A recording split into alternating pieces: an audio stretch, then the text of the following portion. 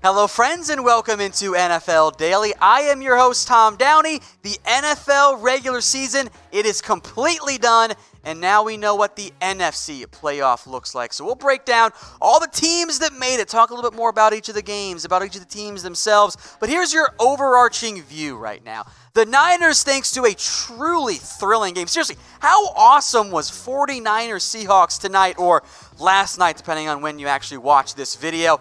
They get the number one seed literally by inches. Not even inches. It might have just been 1 inch. That's all that separated Jacob Hollister from the end zone. The Packers, they knew they had a bye for sure, but the outcome of the Niners-Seahawks game drops them down to the number 2 seed.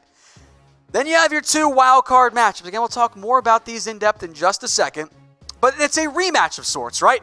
Vikings-Saints, the Minneapolis Miracle, this time a little bit different location around. And then Seahawks at the Eagles, a game we saw earlier this year. Stay tuned. The betting favorite in that game might actually surprise you. Eagles are at home because they won the NFC least. They beat the Giants. The NFC's not very good this year. So before we dive in more to the individual matchups, who do you think will win the NFC? Let me know in the comments section. Is it the Niners, the Packers, the Saints, the Seahawks, the Vikings, or do you want to get weird with it and go with the Eagles? Now, if you're watching on YouTube, you might get an ad break here. If so, take the opportunity, scroll down to the pinned comment, and reply for me. Now, we're going over the NFC here. Quick reminder, stay tuned very end. We'll preview the AFC. Also, check the description, check the comments. I have a link for that one for you as well. But it's the San Francisco 49ers. They are the number 1 seed, fresh off really one of the better fourth quarters I've seen in a while. The game itself was really not great. It was kind of a snooze fest for a while, but it came all the way down to not quite the final play. It was the second to last play is 4th down, Russell Wilson, Jacob Hollister. They needed 10 yards. They got 9 3/8, 9 5/8, 9 7/8, whatever you want to say it was there. This close to getting into the end zone. They come up just short in the end. The Niners survive the comeback effort, and they clinch the number 1 seed, avoiding, by the way, falling all the way down to number 5. Now the Niners, because they win, they get to reap the rewards. They have a bye, and they have home field advantage throughout the NFC playoffs this year. They're actually one of 3 13-3 teams this year. The other, and their team getting the bye as well, the Green Bay Packers. They secured the number 2 seed in a very close one against the Detroit Lions. That was a lot closer than it probably should have been. We're being honest here, Aaron Rodgers didn't play all that well. Aaron Jones busts out for one of the few big runs he had all game, gets him into field goal range. Mason Crosby comes up clutch, drills the game-winning field goal. And the Packers, instead of dropping down to the 3 seed with that win, they secure the number 2 seed in the NFC. So the Niners and the Packers, those are the 2 teams on bye this year for the first week, and then they'll figure out, of course, who they play in a little bit. Now, we're going to talk about the Saints as well, plus the rest of those teams in just a second, but I want to know from you guys, who do you think is the best 13-3 NFC team? Is it the Niners, the Packers, or the Saints? 1, 2, 3 in that order. Let me know which team you feel most confident in, and if you're feeling good about one of those teams, go bet on them. Chatsports.com/bet. Use that promo code NFL120. It gets you a 120% deposit bonus. What that means is put down $50, boom, just like that. Extra $60 coming your way for free. And you can bet, of course, individual playoff games, which we'll preview right now for you. Saints, Vikings, they're up first here. The 3 versus the 6. Minnesota had nothing to play for. They lose against the Bears. Nobody cares. The Saints absolutely spanked the Panthers in a frankly embarrassing effort for Carolina. The Saints had missed Drew Brees for a decent amount of their games this year, relatively speaking. He's back. He's playing very well. Cousins has the better numbers in terms of yards, but not by much. And then the touchdown-to-interception ratio clearly in favor of one Drew Brees, who can't quite go as far downfield as he used to be able to, but he's still a damn good quarterback. And that Saints defense also taking a bit of a step forward. So here are those betting odds from our friends over at BetDSI. Again, chatsports.com/bet, promo code NFL120. Vikings, at the over-under is 44.5. The Saints are a 7-point favorite. Now remember, these are the early lines, so I would figure they're going to adjust and ebb and flow a little bit here as the week goes on. It's a decently high spread. I wonder if it gets betted down a little bit. So who are you guys going with? Type N for New Orleans. It's going to be a busy couple of weeks here for that state. You got LSU playing in the national title game, Saints in the middle of the playoffs, and probably should beat the Vikings as well. Or V for the Vikings. I'm going with the Saints. I think they're the better team. I think they're the better coach team, better quarterback. Maybe arguments so it has a slightly better defense, but I trust that offense and that team a whole lot more. And you best believe if I'm taking Kirk Cousins or Drew Brees, maybe Drew Brees until his arm literally falls off. So that's your first wild card matchup in the NFC. The second matchup, the Seahawks at the Philadelphia Eagles. A game we've seen before. Should be a good one, I think. Seattle on the road. They've struggled. They almost beat the 49ers.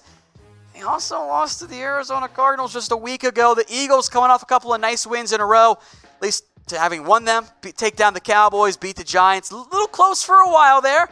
I know some Cowboys fans thought they might have had a chance. Right, Producer Dylan? Yeah, Producer Dylan thought the Cowboys were going to make the playoffs this year. It wasn't going to happen. Eagles are a 1-point favorite. Maybe that's a surprise to you. Over-under's 45.5. But Seahawks fans should know a thing or two about going on the road as the underdog. And a worse team is one you're playing. Seahawks been on the flip side of that. You guys remember the Saints-Seahawks game a couple years ago, right? Where Marshawn Lynch went on that true beast mode, the earthquake run as I call it. If I've learned one thing, folks, it's that when you are a clearly worse team in the NFL playoffs, but you're at home, normally that lesser team ends up winning. Give me Philadelphia in this one. I know they're banged up beyond belief. I think they'll make some magic happen. Now, maybe I'll be wrong. I know my Cowboy fan friends hope I'm wrong. So let me know who you got. S for the Seahawks, E for the Philadelphia Eagles. If you want to get an advantage while you still can, Seattle's the underdog. Good money line odds right there. Go do it on BetDSI. Chatsports.com/bet. Use that promo code NFL120 for a 120% deposit bonus. $50, boom. 60 coming your way on top of that. 100, boom, extra 120. It's the best betting deal out there. You got to use chatsports.com/bet. That promo code NFL120. As I mentioned, we've seen this matchup before, right?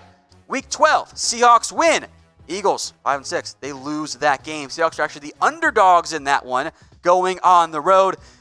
Maybe you see something similar. Miles Sanders has been a bit banged up. Zach Ertz has been banged up. There is no Rashad Penny. There is no Chris Carson for Seattle. They ran beast mode a lot this past week, and Russell Wilson did everything he could to get the Seattle Seahawks past the 49ers.